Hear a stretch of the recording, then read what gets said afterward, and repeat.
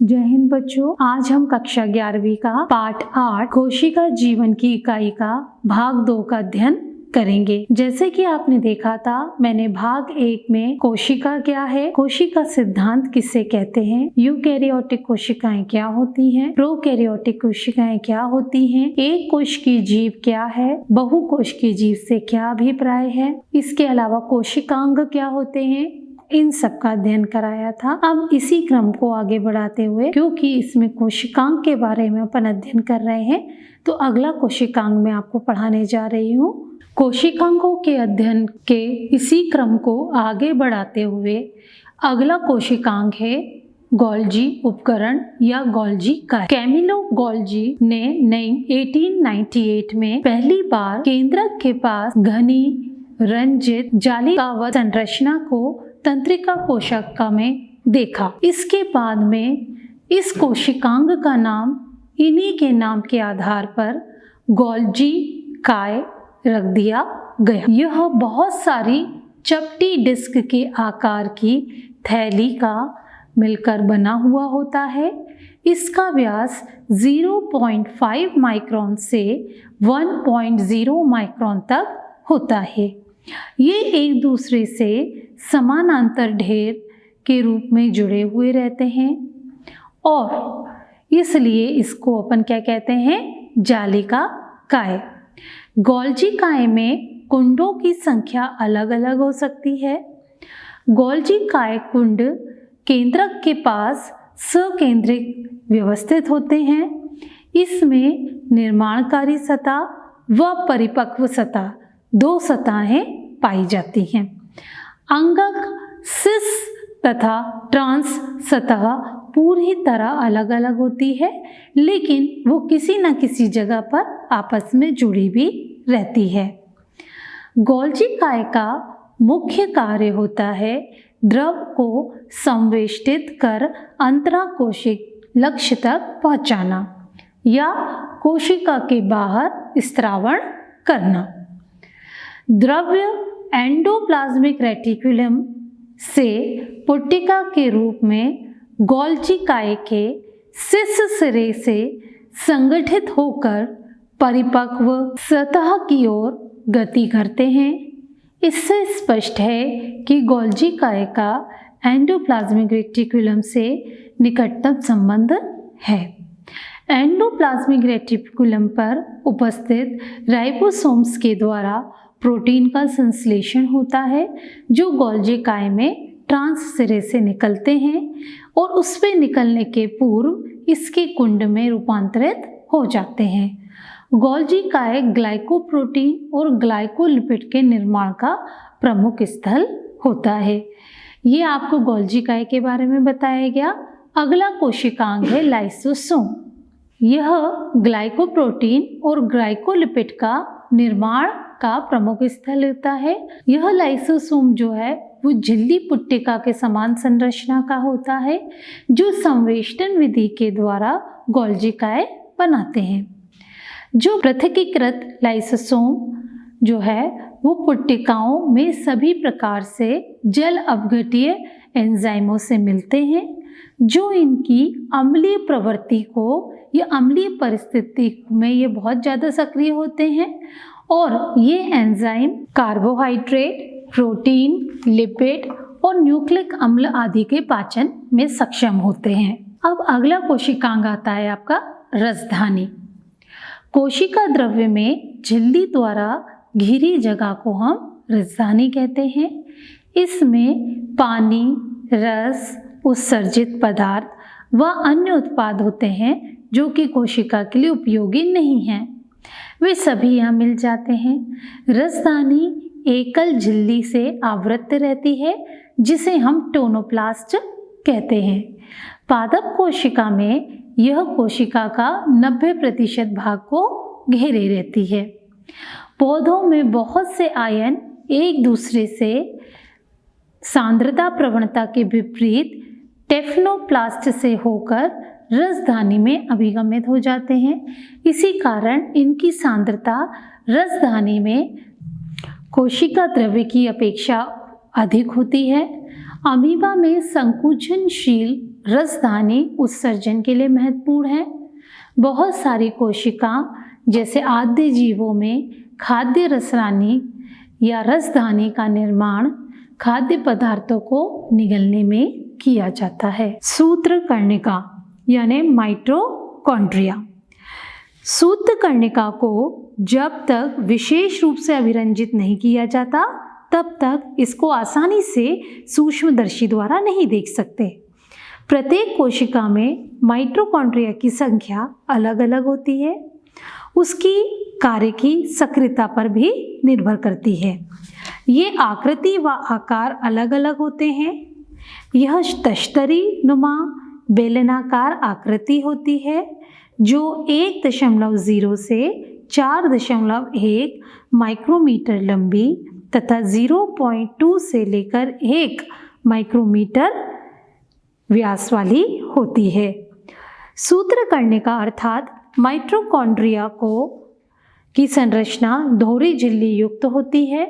बाहर की झिल्ली व भीतर की झिल्ली में अवकाशिक 2 स्पष्ट जलीय कक्ष बाह्य कक्ष और आंतरिक कक्ष में विभाजित रहती है। भीतरी कक्ष को हम मैट्रिक्स कहते हैं। बाह्य कला माइटोकॉन्ड्रिया की बाह्य सीमा बनाती है। इसकी आंतरिक झिल्ली में कई मैट्रिक्स की तरफ अंतर्वलन होते हैं जिन्हें हम क्रिस्टी कहते हैं। क्रिस्टी इसके क्षेत्रफल को बढ़ा देती है। मैंने आपको पहले भी बताया था कि क्रिस्टी उंगली के आकार की या उंगली के प्रवर्ध जैसी संरचना होती है जो कि सतह प्रदान करने का काम करती है या क्षेत्रफल को जगह के क्षेत्रफल को बढ़ा देती है। इसकी दोनों झिल्लियों में इनसे संबंधित स्पेशल एंजाइम होते हैं जो कि माइटोकॉन्ड्रिया के कार्य से ही रिलेटेड होते हैं, संबंधित होते हैं। माइटोकॉन्ड्रिया वायवीय श्वसन से संबंधित होती है। इसमें कोशिकीय ऊर्जा एटीपी के रूप में उत्पादित होती है। इस कारण से माइटोकॉन्ड्रिया को कोशिका का शक्तिगृह मतलब power house of the cell भी कहा जाता है। माइटोकॉन्ड्रिया के मैट्रिक्स में एकल वृत्ताकार डीएनए अणु व कुछ आरएनए 70S और प्रोटीन संश्लेषण के लिए आवश्यक घटक भी पाए जाते हैं। माइटोकॉन्ड्रिया के खंडन द्वारा उसको विभाजित किया जा सकता है। अगला कोशिकांग है आपका प्लासेट या लवक जिसको कहा जाता है। लवक सारी की सारी पौधों की कोशिकाओं में और प्रोटोजोआ जैसे युग्लिना में मिलता है। ये आकार में बड़े होने के कारण सूक्ष्मदर्शी में स्पष्ट दिखाई देते हैं। इनके विशिष्ट प्रकार के वर्णक मिलने के कारण पौधों में अलग अलग रंग दिखाई देते हैं। विभिन्न प्रकार के वर्णकों के आधार पर लवक कई प्रकार के होते हैं। हरित लवक, वर्णी लवक, अवर्णी लवक। हरित लवकों में पर्ण हरित लवक या वर्णक कैरोटीनॉइड वर्णक मिलते हैं जो प्रकाश संश्लेषण के लिए आवश्यक प्रकाशीय ऊर्जा को संचित रखने का काम करते हैं। वर्णी लवकों में वसा, विलय, कैरोटीनॉइड वर्णक जैसे कैरेटीन, ज़ेंथोफिल या और दूसरे मिलते हैं जिसके कारण कि पौधों का रंग पीला, नारंगी या लाल दिखाई देने लगता है। अवर्णी लवक अलग अलग आकृति के आकार के रंगहीन लवक होते हैं जिनमें खाद्य पदार्थ संचित रहता है। मंड लवक में मंड के रूप में कार्बोहाइड्रेट संचित रहता है जैसे आलू। तेल लवक में तेल व वसा, प्रोटीन लवक में प्रोटीन का भंडारण होता है। हरे पौधों के अधिकतर हरित लवक पत्ती की पर्ल मध्योतक कोशिका में पाए जाते हैं। हरित लवक लेंस के आकार के अंडाकार, गोलाकार, चक्रिक, फीते के आकार के अंगक होते हैं जिनकी लंबाई 5 से 10 माइक्रोमीटर, चौड़ाई 2 से 4 माइक्रोमीटर होती है। इनकी संख्या अलग अलग हो सकती है। प्रत्येक कोशिका में 1 से 20 से 40 प्रति कोशिका पर्णोमध्यक मध्योतक कोशिका तक हो सकती है। माइटोकॉन्ड्रिया की तरह ही हरित लवक में द्विझिल्ली युक्त होते हैं और उपरोक्त दो में से इसके भीतरी लवक की झिल्ली कम पारगम्य होती है। हरित लवक के अंतः झिल्ली में घिरे हुए भीतरी स्थान को हम स्ट्रोमा कहते हैं, हिंदी में से पीठिका कहते हैं। पीठिका में चपटे झिल्ली युक्त थैली जैसी संरचना होती है जिसे हम थैलेकॉइड कहते हैं। थैलेकॉइड सिक्कों के चट्टों की भांति ढेर के रूप में दिखते हैं जिन्हें हम ग्रेना या अंतरग्रेना थैलेकॉइड कहते हैं। इसके अलावा इसमें कई झिल्ली नुमा नलिकाएं हैं जो ग्रेना के विभिन्न थैलेकॉइड को जोड़ती हैं। इसे हम पीठिका पट्टिलिकाएं भी कहते हैं। थैलेकॉइड की झिल्ली एक रिक्त स्थान को घेरे होती है, इसे हम अवकाशिका कहते हैं। हरित लवक की पीठिका में बहुत से एंजाइम रहते हैं जो प्रोटीन और कार्बोहाइड्रेट के संश्लेषण का काम करते हैं। इसमें छोटा द्विलड़ी वृत्ताकार डीएनए अणु व राइबोसोम भी मिलता है। हरित लवक थाइलेकॉइड में उपस्थित होते हैं। हरित लवक में पाए जाने वाले राइबोसोम 70S कोशिका द्रव्य राइबोसोम से छोटा होता है। राइबोसोम जॉर्ज पेलेट ने 1953 में इलेक्ट्रॉन माइक्रोस्कोप द्वारा सघन कर्णिकामय संरचना राइबोसोम को सबसे पहले देखा था। ये राइबोन्यूक्लिक अम्ल व प्रोटीन के बने होते हैं और किसी भी झिल्ली से घिरे नहीं रहते हैं। यूकैरियोटिक में 80S, प्रोकैरियोटिक में 70S प्रकार के रहते हैं। S इनका अवसादन गुणांक को प्रदर्शित करता है। यह अपरोक्ष रूप से आकार व घनत्व को व्यक्त करता है। दोनों 70S या 80S राइबोसोम की दो उप इकाइयों में से ही होते हैं। अब है साइटोपंजर, जिसको साइटोस्केलेटन भी बोलते हैं। प्रोटीन युक्त विस्तृत जालिकावत तंतु जो कोशिका द्रव्य में मिलता है उसे हम साइटोपंजर या साइटोस्केलेटन कहते हैं।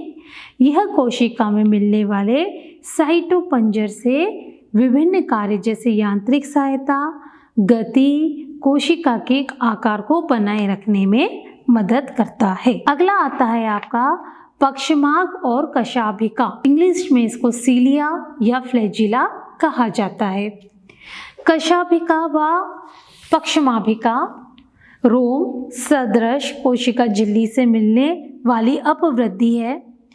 पक्षमाभ एक छोटी संरचना चप्पू की तरह कार्य करती है जो कोशिका को उसके चारों तरफ मिलने वाले द्रव्य की गति में सहायक करती है, यह सहायता प्रदान करती है। कशाभिका अपेक्षाकृत लंबे होते हैं जो कोशिका की गति में सहायक होते हैं।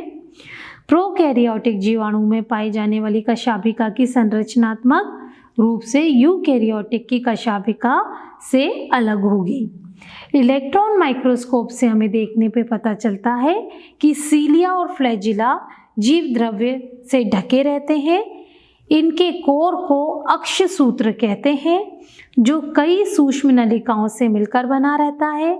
ये लंबे अक्ष के समानांतर स्थित होते हैं।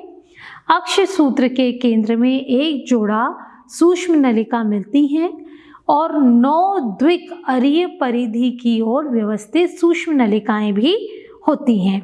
तो अक्ष सूत्र में सूक्ष्म नलिकाओं की व्यवस्था 9+2 प्रणाली भी कहलाती है।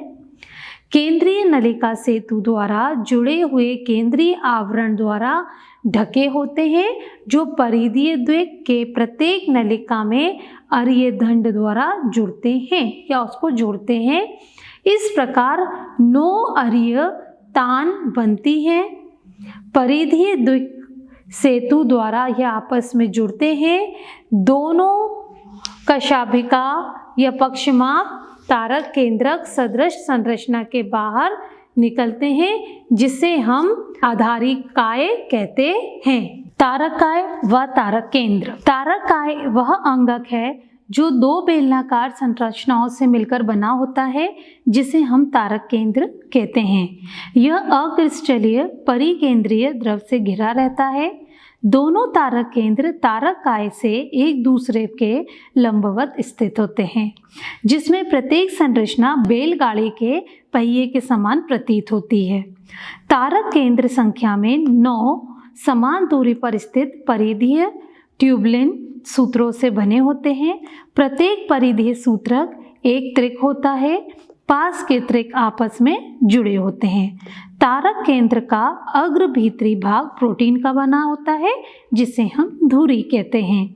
यह परिधीय त्रिक के नलिका से प्रोटीन से बने हुए अरीय दंड जुड़े रहते हैं। तारक केंद्र अक्षमाप व कशामिका का आधारी काय बनाता है और तुर्क तंतु और जंतु कोशिका विभाजन के उपरांत तुर्क उपकरण को भी बनाता है। अगला है केंद्रक, जिसको अंग्रेजी में न्यूक्लियस कहा जाता है। कोश की अंगक केंद्रक की खोज सबसे पहले रॉबर्ट ब्राउन ने 1831 में की थी। बाद में फ्लेमिंग ने केंद्रक में मिलने वाले क्षारीय रंग से रंजित यह हो जाता है, उसको नाम दिया क्रोमेटिन। अंतरकाल अवस्था केंद्रक अत्यधिक फैली हुई व विस्तृत केंद्रकीय प्रोटीन तंतु की बनी होती है, जिसे हम क्रोमेटिन कहते हैं। केंद्र की अधात्री में एक या अधिक गोलाकार संरचनाएं मिलती हैं, जिसे हम केंद्रक कहते हैं। इलेक्ट्रॉन सूक्ष्मदर्शी के अध्ययन से हमें यह स्पष्ट होता है कि केंद्रक आवरण 2 समानांतर झिल्लियों का बना रहता है। इनके बीच में 10 से 50 नैनोमीटर का रिक्त स्थान पाया जाता है, जिसे हम परिकेंद्रकीय अवकाश कहते हैं।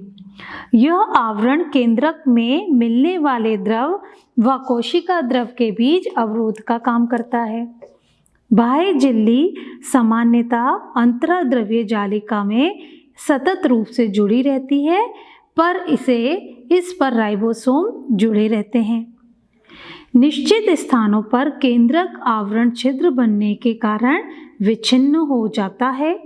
यह छिद्र केंद्रक आवरण को दोनों झिल्लियों में संलग्न होता है या उनसे संलग्न बना रहता है। इन छिद्रों से होकर आरएनए व प्रोटीन अणु केंद्रक में कोशिका द्रव व कोशिका द्रव से केंद्रक की ओर आते जाते रहते हैं। साधारणतः एक कोशिका में एक ही केंद्रक मिलता है, लेकिन ऐसा देखा गया है कि इनकी संख्या कभी कभी परिवर्तित भी हो जाती है। क्या आप कुछ ऐसे जीवों के नाम बता सकते हैं जिनकी कोशिका में एक से अधिक केंद्रक मिलते हैं? कुछ परिपक्व कोशिका केंद्रक रहित भी हो सकती हैं, जैसे स्तनधारी जीवों की रक्ताणु व संवहनी पौधों की चालनी नलिका। केंद्रीय अधात्री यानी कि मैट्रिक्स या केंद्रक द्रव में केंद्रकीय क्रोमेटिन मिलता है। गोलाकार केंद्रकीय केंद्रक द्रव में पाया जाता है। केंद्रिका झिल्ली रहित वह संरचना है जिसके द्रव्य केंद्रक में सतत संपर्क को बनाए रखता है। यह सक्रिय राइबोसोम आरएनए का संश्लेषण स्थल होता है। जो कोशिकाएं अधिक रूप से सक्रिय प्रोटीन संश्लेषण करती हैं, उनमें बड़े और अनेक केंद्रक मिलते हैं। आप याद रखें कि अंतरावस्थ केंद्रक में ढीली ढीली अस्पष्ट न्यूक्लियोप्रोटीन तंतुओं की जालिका मिलती है, जिन्हें हम क्रोमेटिन कहते हैं। अवस्थाओं व विभाजन के समय केंद्रक के स्थान पर गुणसूत्र संरचना दिखाई पड़ती है। क्रोमेटिन में डीएनए तथा कुछ क्षारीय प्रोटीन मिलता है, जिसे हिस्टोन कहते हैं। इसके अतिरिक्त इसमें हिस्टोन व आरएनए भी मिलता है। मनुष्य की एक कोशिका 2 मीटर लंबा डीएनए सूत्र 46 गुणसूत्र मतलब 23 जोड़ों गुणसूत्र में बिखरा होता है।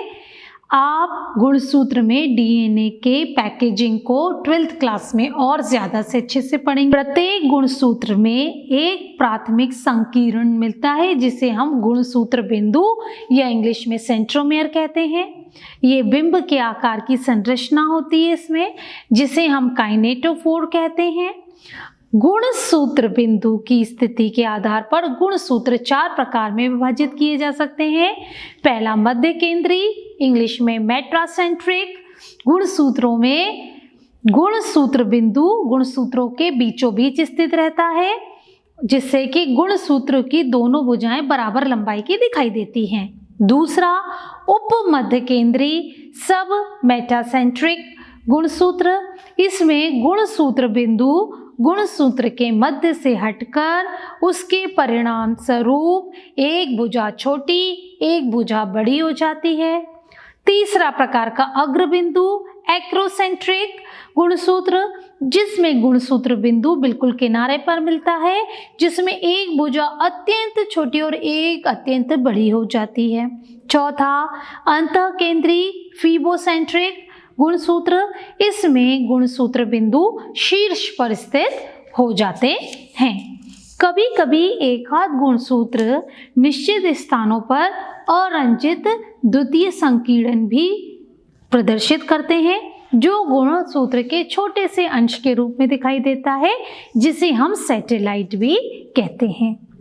माइक्रोबॉडी, बहुत सारी सूक्ष्म थैलियाँ पाई जाती हैं जिससे अलग अलग प्रकार के एंजाइम निकलते हैं, उन्हें हम माइक्रोबॉडीज कहते हैं और यह जंतु कोशिकाओं में पाई जाती हैं। तो छात्रों, आज हमने पाठ 8 जीवन की मूलभूत इकाई कोशिका के बारे में पढ़ा। अब उसका जो रिवीजन है उसको मैं कुछ सारांश में आपको बता रही हूँ, जिससे एक पूरी का पूरा पाठ आपको रिकॉल हो जाएगा। उसमें आपका भाग 1 और भाग 2 दोनों सम्मिलित रहेंगे। सभी जीव कोशिका या कोशिका समूह के बने रहते हैं। कोशिका का आकार व आकृति, क्रियाएं कार्य की दृष्टि से अलग अलग होती हैं। झिल्ली युक्त केंद्रक व अन्य अंगकों की उपस्थिति में या अनुपस्थिति के आधार पर हमने इन्हें यूकैरियोटिक या प्रोकैरियोटिक नाम दिया है। एक प्रारूपी प्रोकैरियोटिक कोशिका में केंद्रक व कोशिका द्रव से बना होता है। पादप कोशिकाओं में कोशिका झिल्ली के बाहर कोशिका भित्ति पाई जाती है। जीव द्रव्य कला चयनित और पारगम्य होती है, जो बहुत सारे अणुओं के परिवहन में भाग लेती है। अंतरा झिल्लिका तंत्र के अंतर्गत हमने अंतःप्रद्रव्य जालिका यानी एंडोप्लाज्मिक रेटिकुलम, गोल्जी काय, लयन काय, रसधानी आदि देखे। सभी कोश की अंगक अलग और विशिष्ट प्रकार का काम करते हैं। पादप कोशिका में हरित लवक प्रकाश संश्लेषण के लिए आवश्यक प्रकाशीय ऊर्जा को संचित करने का काम करते हैं। तारक केंद्र व तारक काय, पक्षमाप और कशाभिका ये सब आधारी काय बनाते हैं, जो गति में सहायक होते हैं। जंतुओं में तारक केंद्र कोशिका विभाजन के दौरान तुर्क का निर्माण करता है। केंद्रक में केंद्रिक व क्रोमेटिन का तंत्र मिलता है। यह अंगकों को कार्य को नियंत्रित ही नहीं करता, बल्कि अनुवांशिक में या अनुवांशिकी में प्रमुख भूमिका अदा करता है। अतः कोशिका जीवन की संरचनात्मक और क्रियात्मक इकाई कही गई है। एंडोप्लाज्मिक रेटिकुलम में कुंड पाए जाते हैं। ये 2 प्रकार की होती है, खुरदुरी और चिकनी। एंडोप्लाज्मिक रेटिकुलम में पदार्थों का अभिगमन, प्रोटीन संश्लेषण, लाइपोप्रोटीन संश्लेषण, ग्लाइकोलिजन का या ग्लाइकोजन का संश्लेषण होता है। जो गोल्जी काय है वो झिल्ली युक्त अंग है, जो चपटे थैलेनुमा संरचना का बना होता है। इनमें कोशिकाओं का स्थावरण संविष्ट होता है। इसमें सभी प्रकार के बड़े अणुओं का पाचन हेतु एंजाइम उपस्थित रहते हैं। राइबोसोम प्रोटीन संश्लेषण में भाग लेते हैं। ये कोशिका द्रव्य में स्वतंत्र रूप में और एंडोप्लाज्मिक रूप से संबंधित होते हैं। माइटोकॉन्ड्रिया ऑक्सीकारक और फॉस्फोरीकरण में सहायक होते हैं। ये 2 झिल्ली क्रिस्टी से अंतावलित होते हैं। लवक वर्णयुक्त होते हैं, जो केवल पौधों वाली कोशिकाओं में पाए जाते हैं। ये भी झिल्ली युक्त संरचनाएं होती हैं। लवक व ग्रेना में प्रकाशीय अभिक्रिया होती है और पीठिका में अप्रकाशीय अभिक्रिया संपन्न होती है। हरे रंगीन लवक वर्ण की वर्णक होते हैं, जैसे कैरोटीन, जिंथोफिल आदि वर्णक। पक्षमाप और कशाभिका कोशिका को गति करने में सहायता करते हैं। पक्षमाप से लंबे होते हैं कशाभिका। कशाभिका तरंगी गति को प्रदर्शित करते हैं, जबकि पक्षमाप डोलानोदन द्वारा क्रिया करते हैं। केंद्रक द्विझिल्ली युक्त या केंद्रक झिल्ली से घिरा हुआ होता है। इसमें केंद्र छिद्र पाए जाते हैं। भीतरी झिल्ली केंद्रक द्रव पर क्रोमेटिन पदार्थ को घेरे रहती है। प्राणी कोशिका में तारक केंद्र युग्मित होता है, जो एक दूसरे से लंबवत स्थित होता है। छात्रों, आज हमने पाठ 8 के समस्त चीजों का पुनः अध्ययन भी कर लिया। भाग 1 और भाग 2 का रिवीजन में हमको बहुत सी चीजें समझ में आ गई हैं। अब मैं आपको इससे संबंधित कुछ गृह कार्य के प्रश्न दे रही हूँ, आप उसको हल कीजिए जिससे आपकी परीक्षा की तैयारी हो सके। धन्यवाद।